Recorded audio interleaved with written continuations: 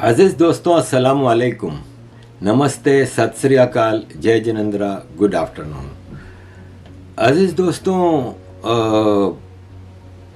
जब प्रॉफिट मोहम्मद का इस्लाम आया तो उस वक्त अरब की दो तरफ से तिजारत होती थी। एक होती थी वेस्ट में, जहाँ वेस्ट में ये जाते थे सीरिया, इराक, क्योंकि इराक सीरिया हज़ारों साल पुरानी सिविलाइजेशन है, बेबीलोन का इलाका कहलाता था। और जुडाइज़म भी उधर ही से आई थी, यहूदी ईसाईयत भी वहीं से आई थी। इज़राइल, जेरूसलम, ये सब पुराने हज़ारों साल पुराने इलाके थे, तिजारत के हवाले से इम्पोर्टेंट थे। तो अरब वहाँ ऊँटों पर बैठ के जाते थे तिजारत करने। और एक आसान तिजारत होती थी, ये कश्ती में बैठ के इंडिया आते थे। इंडिया से जो ताजिर वापस जाते थे ना अरब में, तो वो वहाँ पे होशरुबा कहानियाँ बताते। वो कहते थे कि यहाँ पे तो हम आते हैं, रेगिस्तान है, यहाँ तो पानी भी नहीं है। आपको पता है सऊदी अरब में कोई रियल वाटर रिवर नहीं है, तो यहाँ तो पानी भी नहीं है, यहाँ तो कुछ भी नहीं है। गिनती की 2-4 सब्जियाँ और 2-4 फ्रूट उगते हैं, और कुरान में उन्हीं के नाम है। कुरान में स्ट्रॉबेरी का नाम नहीं है, पैशन फ्रूट का नाम नहीं है। इस तरह वो फ्रूट जो या सब्जी जो सऊदी अरब में नहीं उगती थी, उनका नाम कुरान में नहीं। हालांकि अल्लाह को पूरे आलम का इल्म था, लेकिन पता नहीं क्यों।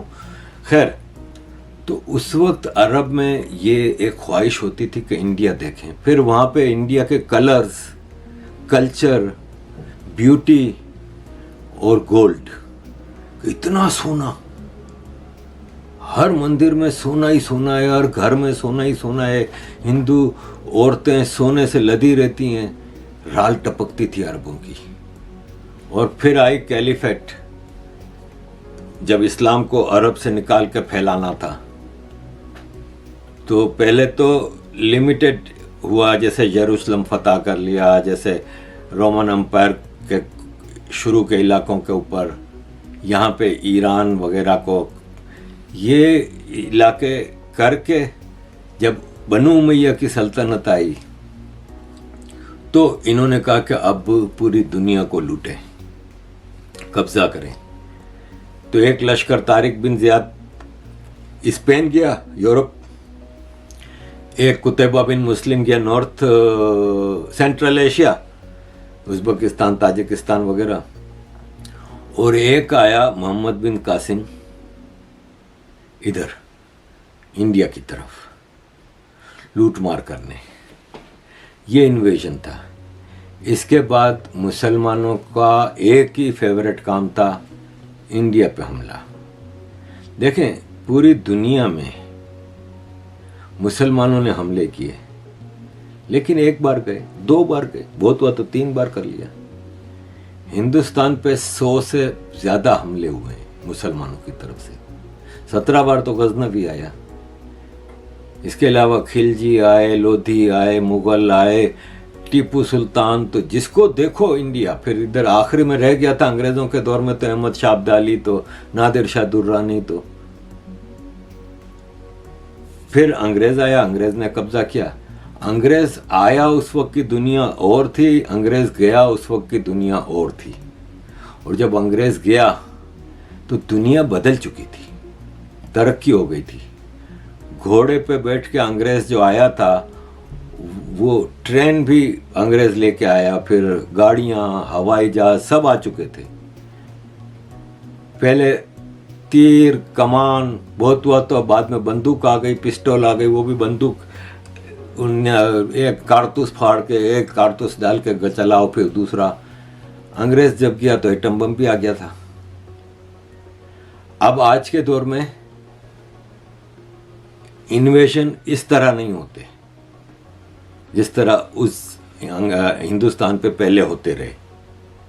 फिर दूसरा ये कि पहले जब हिंदुस्तान जो था वो ज़्यादातर टूटा फूटा होता था, इन ए सेंस के हिंदुस्तान में मुख्तलिफ छोटे छोटे राज्य होते थे और वो यूनाइटेड नहीं रहते थे फॉरेन इन्वेजन के मुकाबले में।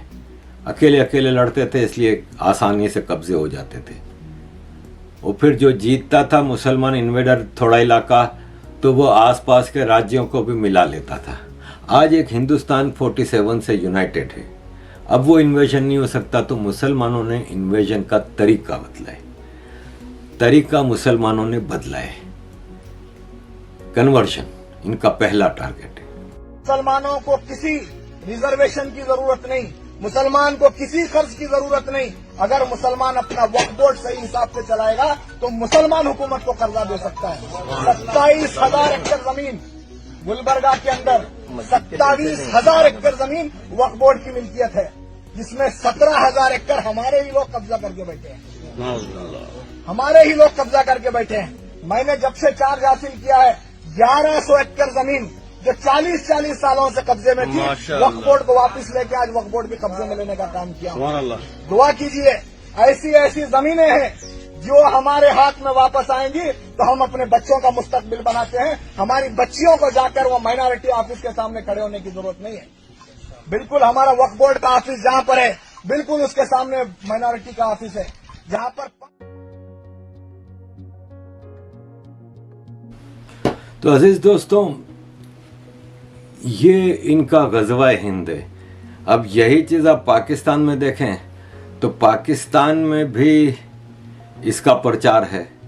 हर पाकिस्तानी की ख्वाहिश है कि गज़वा हिंद हो, हम अपने ख़ानदान के साथ जन्नत में चले। रसूलुल्लाह सल्लल्लाहु अलैहि वसल्लम का इरशाद है कि गज़वा हिंद होगा, और जो वो जरूर होगा। हमारा ये अकीदा है, यकीन है कि वो होगा, और यहीं से लोग मेरे को जानता उठेंगे इंशाल्लाह पाकिस्तान से। और हमें उम्मीद है, हम इसीलिए ये इकट्ठ कर रहे हैं कि हम लोगों को मोटिवेट करें, उनको बताएं कि तुम वो कौम हो जिसको बिशारत दी गई है रसूलुल्लाह सल्लल्लाहु अलैहि वसल्लम से कि ये मशरक से मुझे खुशबू आ रही है। मशरक किस चीज की?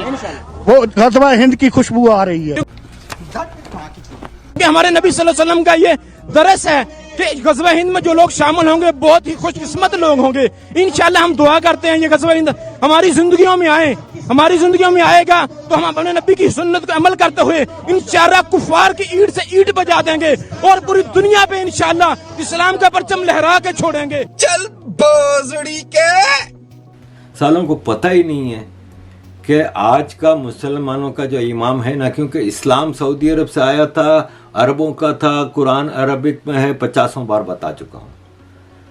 तो उन इस्लाम की लीडरी करने का हक इमरान खान, मातिर मोहम्मद अरब खान को नहीं है, सऊदी अरब को ही है। बहुत वो आप सऊदी अरब से लेके किसी अरब को ही दे सकते हैं, इसके अलावा नहीं। अरबों का इस्लाम है। आप तो 2% के कन्वर्टेड हो, आपकी औकात नहीं है। आपको तो अरब भी सही मानों में मुसलमान नहीं मानता। वो कहता है आपके यहाँ तो बिद्दतें इतनी हैं, आपने तो इस्लाम की शक्ल ही बिगाड़ कर रख दी है। तो खैर, मतलब एक मिसाल देता हूँ कि हम जब छोटे छोटे थे ना, तो मदीना में काफ़ी ज़ियारतें होती थी कि यहाँ पे प्रोफेट मोहम्मद ने मस्जिद बनाई, यहाँ पे ये था। एक बार हमें कोई ले गया एक हज़रत सलमान फ़ारसी के बगीचे में, कि वो बगीचा के अंदर एक कुआं था जो मुसलमानों के लिए हज़रत उस्मान ने ख़रीदा था यहूदियों से। तो वहाँ पे जब हम उस बागीचे में गए ना, छोटा सा एक था बाग, तो उसमें 2 दरख्त उगे हुए थे, सब इसके चिपक रहे थे, वो कर रहे थे। तो हमने पूछा ये क्या है? बोला ये 2 खजूर के दरख्त हैं जो प्रॉफिट मोहम्मद ने अपने हाथ से उगाए थे। अब वो मेरी अम्मी ने भी छुरी निकाली, दरख्त की छाल उतारने लगी और संभाल कर रख दी जैसे ट्रेजर है, और चिपक रहे हैं, मतलब एक बेअदबी का हिसाब किताब। फिर 1987 में मेरी एक रिश्ते की फुफ्फी आई थी हज करने, तो मुझे उन्होंने कहा कि तुम हमें मदीना ले जाओ, तुम्हें वहाँ की ज़ियारतों का बहुत पता है। तो मैं उनको लेके गया, तो मैंने वो हज़रत सलमान फ़ारसी के बगीचे की बात की, तो उन्होंने कहा हमें भी ले जाओ। अब हम ढूंढ रहे मिल ही नहीं रहा। GPS तो उस वक्त था नहीं कि हमें आराम से मिल जाता। तो ढूंढ के किसी से पूछा, तो उसने कहा यहाँ जाओ वहाँ जाओ। एक जगह हम गए तो वहाँ पे पूरा एक जला हुआ इलाका था, जैसे आग लग गई हो। तो वहाँ पे एक अरबी खड़ा था, मैंने उसको पूछा तो उसने कहा यही है। तो मैंने कहा क्या हुआ, आग लग गई थी? बोला नहीं, सरकार ने जला दिया, सऊदी गवर्नमेंट ने, इसलिए कि इसमें बेइज्जतियाँ होती थी। आपके पाकिस्तानी इंडियन मुसलमान तो जाहिल हैं, वो वहाँ पे क्या क्या हरकतें करते थे। तो अरब तो आपको मुसलमान भी नहीं मानते, मोहम्मद बिन सलमान ने कह दिया कि हदीस 268 साल बाद आई है। प्रॉफिट के गुजर जाने के 268 साल बाद एक आदमी ने किताब बनाई कि प्रॉफिट ने ये कहा था, और उसमें कमाल ये कि उसने कहा कि ये एक एक लफ्ज सच है, जो नहीं मानेगा वो मुसलमान नहीं है। यानी आज आप हदीस नहीं मानो तो आपको पाकिस्तान इंडिया के मुसलमान नहीं मानेंगे। मोहम्मद बिन सलमान ने कहा नहीं, हम हदीस को ऑथेंटिक नहीं मानते, लेकिन ये गज़वा हिंद की हदीसों के ऊपर चलते हैं। तो अजीज दोस्तों, ये हिंदुस्तान पे इन्वेजन का तरीका बदला है कि कन्वर्जन, उसके लिए पैसा खर्च करते हैं। पैसा कहाँ से आता है? दरगाहों से। फंडिंग बाहर से आती है, इकोसिस्टम से आती है, फंडिंग होती है टोटली।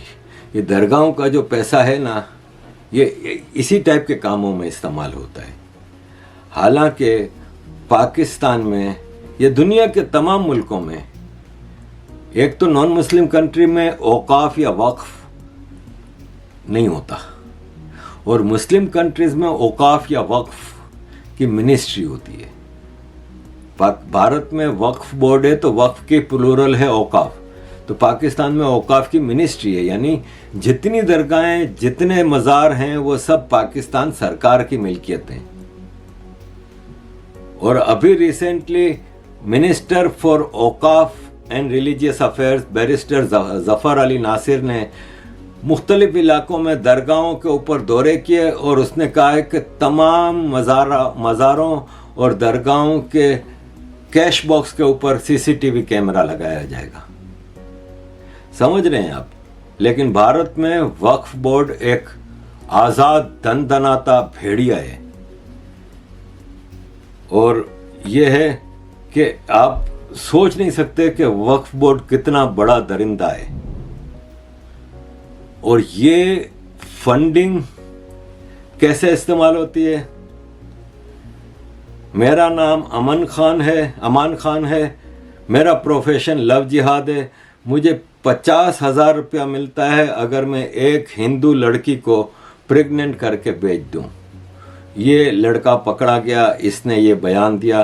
देखें, मेरे पास इतनी सारी वीडियोस मौजूद हैं कि किस तरह लड़कियों को टारगेट किया जाता है। ये मानवी राज सिंह मॉडल हैं, इसने कहा कि मुझे बिहार के तनवीर अख्तर खान ने मुझे फंसाने की कोशिश की और अपना नाम यश बताया, फिर पकड़ा गया ये, और मुझे फोर्स कर रहा था कन्वर्ट करने के लिए।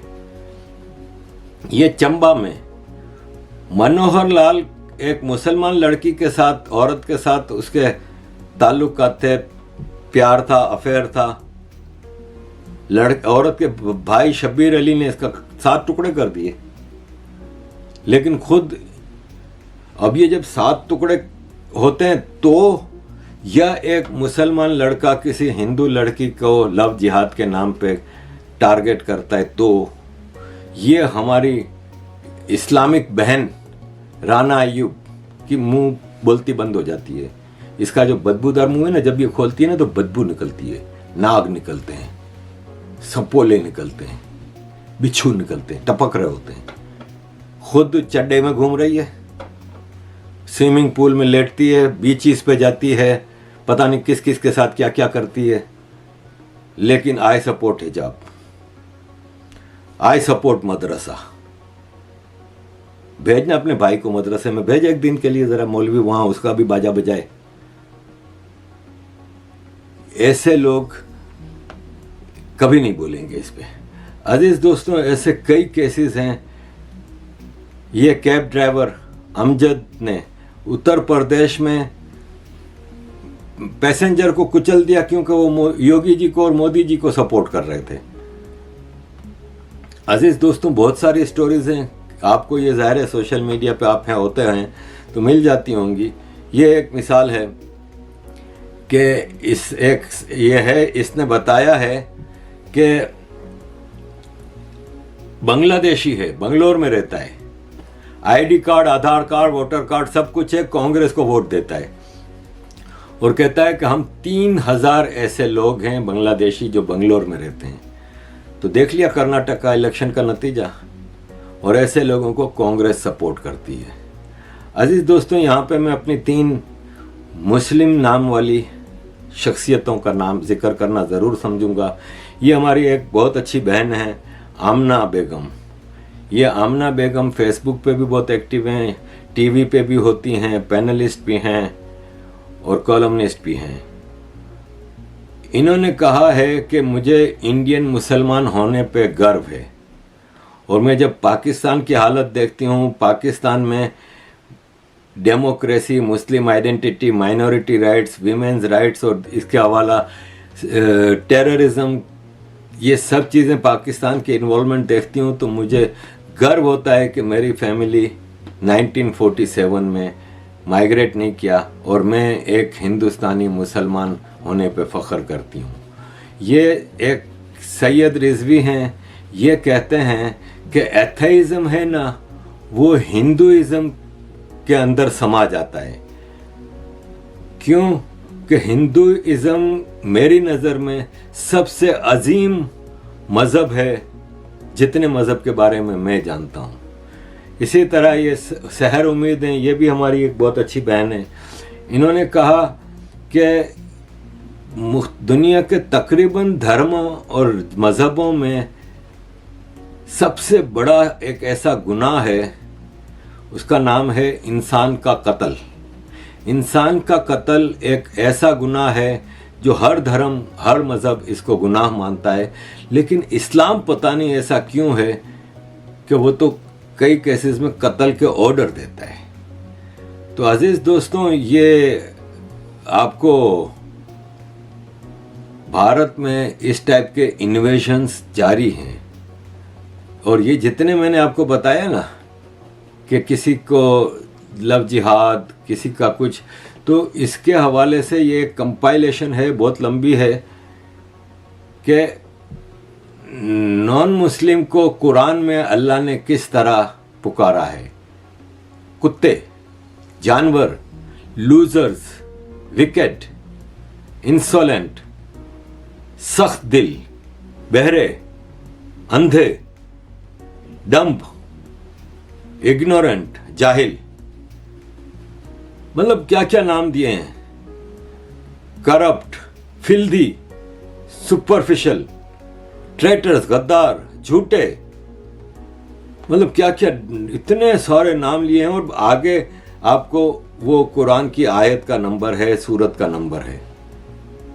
तो फिर जब इतनी नफरत मज़हब के अंदर ही नॉन मुस्लिम्स के लिए दी जाएगी ना, तो फिर मुसलमान बेचारा क्या करेगा? वो लव जिहाद करेगा, कत्ल करेगा, सेक्स जिहाद करेगा, हर चीज़ करेगा।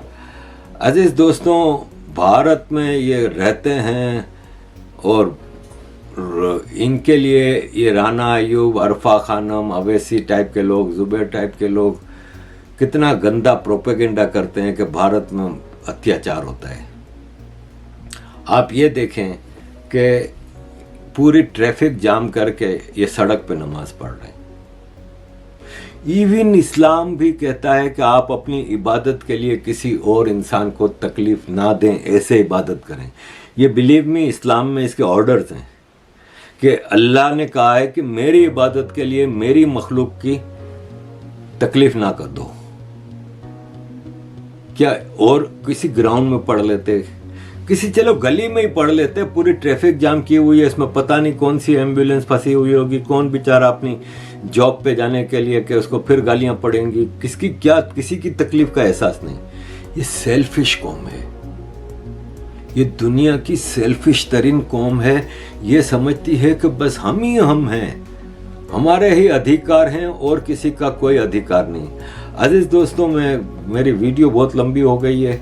मैं चाह रहा था कि मैं इसको काट के रखूं, लेकिन अब मजबूरन मैं यहाँ पे बहुत मेरे पास मटेरियल है, इस हवाले से लंबी रिसर्च की थी मैंने।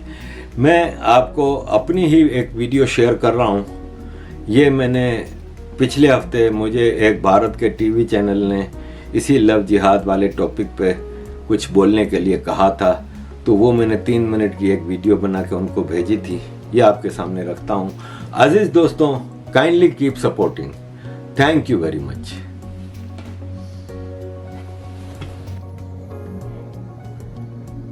देखें, ये लव जिहाद हो, लैंड जिहाद हो, ये Bharat has been always a target और हमेशा ये टारगेट रहेगा, क्योंकि सोने की चिड़िया है।